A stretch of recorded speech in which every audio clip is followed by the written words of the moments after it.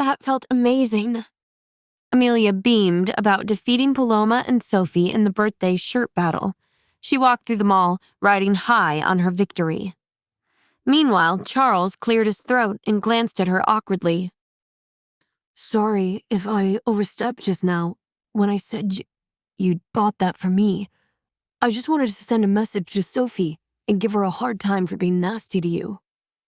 Amelia shook her head with a small smile. It's okay. I know you were trying to help me out of that ordeal. Just then, Amelia realized something and turned to Charles.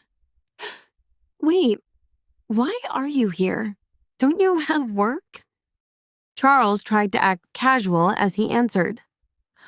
Oh, you mentioned you were at the mall and I had some time to kill on the way to my meeting at the hospital, so I figured I'd come give you a lift after all.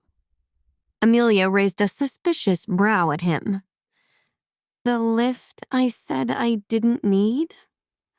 Just then, Amelia and Charles heard a commotion behind them.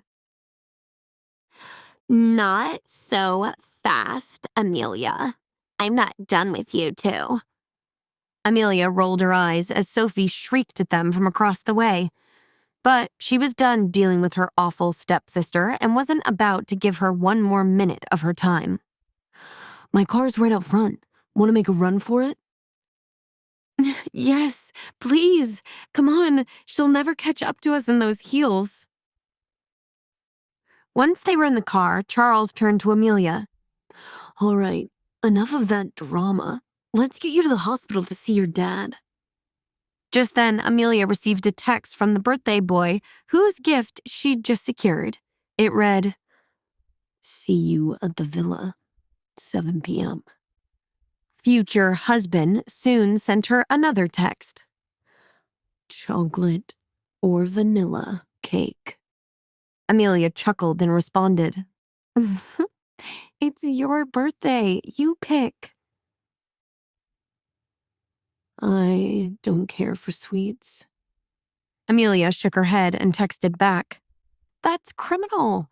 But since you're asking, you should know my cake preference is chocolate cake with vanilla icing. Amelia smiled softly to herself and slipped her phone back into her purse. Charles focused on driving, glancing at her occasionally. The song on the radio brought back memories of happier times they shared. Out of nowhere, a deafening horn shattered the peace. Amelia's eyes widened in alarm as she turned toward the sound.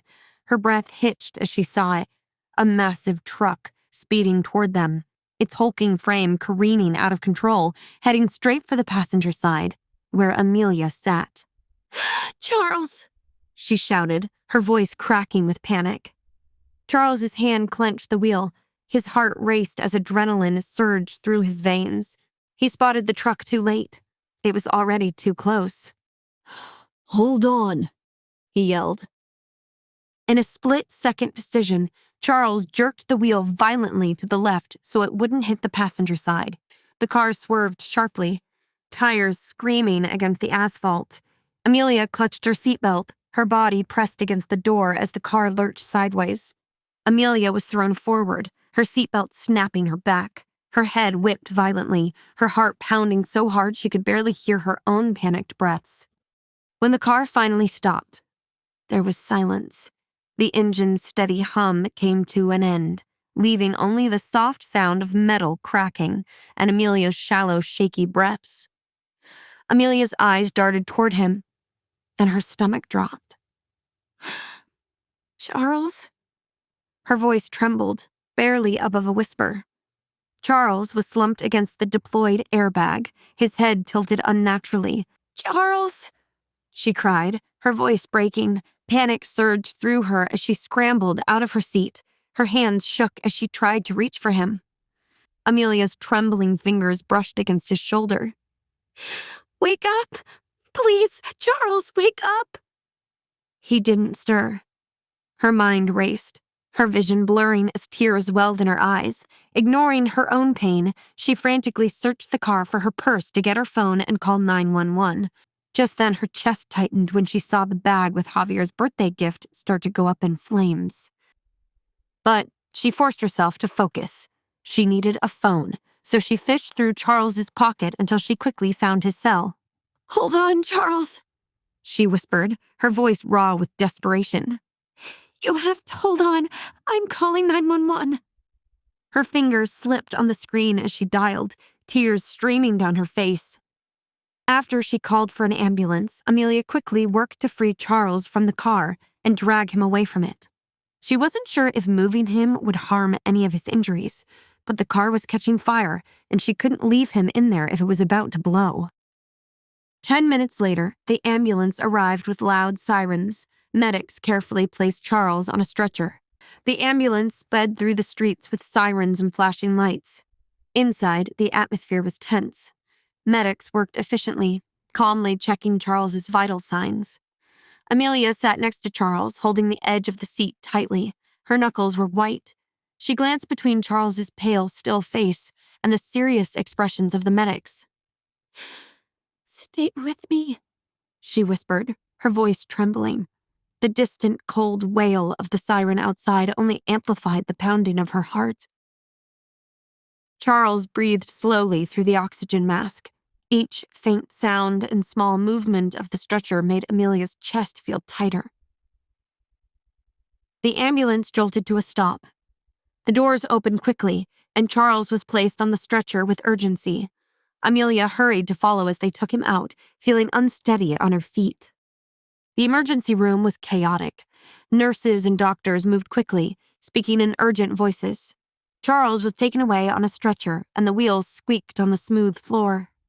Amelia rushed after him but was stopped at the doors of the operating area. A doctor in scrubs turned to her, his face grave but professional.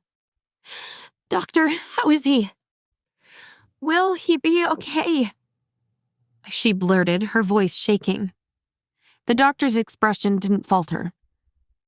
You need to perform a full examination to determine the extent of his injuries. Are you his girlfriend or wife? Amelia froze.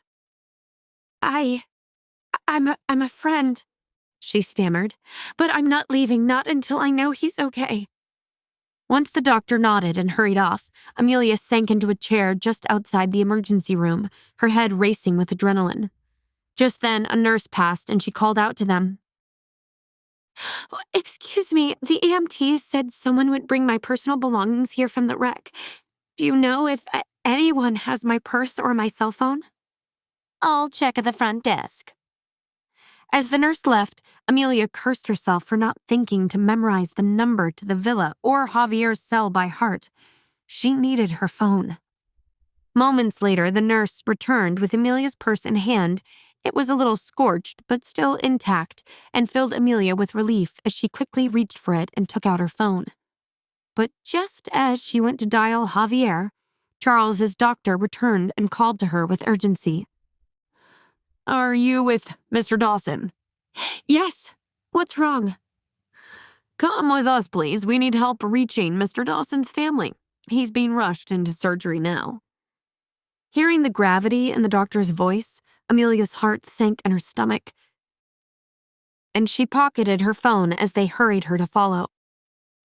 Meanwhile, Javier sat in the living room waiting for Amelia to arrive so they could go to dinner. Today was his birthday, and he had asked her not to be late tonight. There was somewhere important he wanted to take her to. Yet here he was, feeling stood up by her again. Javier's thin lips pressed into a hard line as he leaned back in his chair, frustrated. After a moment, Victor stepped forward, breaking the heavy silence. Sir, your parents are urging us to head over now. It's time to depart.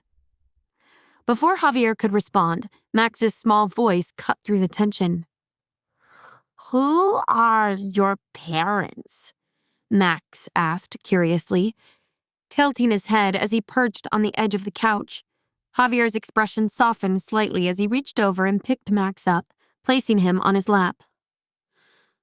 Tonight, I'm taking you to meet your grandparents. It was a surprise. Would you like that? Max's eyes lit up with excitement. Grandparents? I have more grandparents? Javier allowed a faint smirk. If you didn't have grandparents, how would you exist? Max nodded thoughtfully, then his face brightened even more. Well, aren't we waiting for Mom? She'd want to meet them too. The Brins tried to keep his tone cheery for Max's sake. I know, buddy. She might have to meet us there if she doesn't get here soon. Javier turned away from his son to hide the storm brewing on his face. How much longer could he wait for a woman who didn't seem to care about celebrating his birthday with him? Not only had she failed to show up, but her phone was also unreachable. Javier had waited for 2 hours now. 2 hours. And not even a, "Sorry, I'm running late" text. She must have completely forgotten their meeting tonight. Forgotten his birthday entirely. He wondered who she was with. Was she somewhere having fun? So much fun that she forgot her promise to him? Or even worse, did she remember it, but not even care? After another 30 minutes, Javier gave up on waiting for Amelia and carried Max into the car. He carefully placed him in the seat beside him and gave the driver a clipped command. Head to my parents.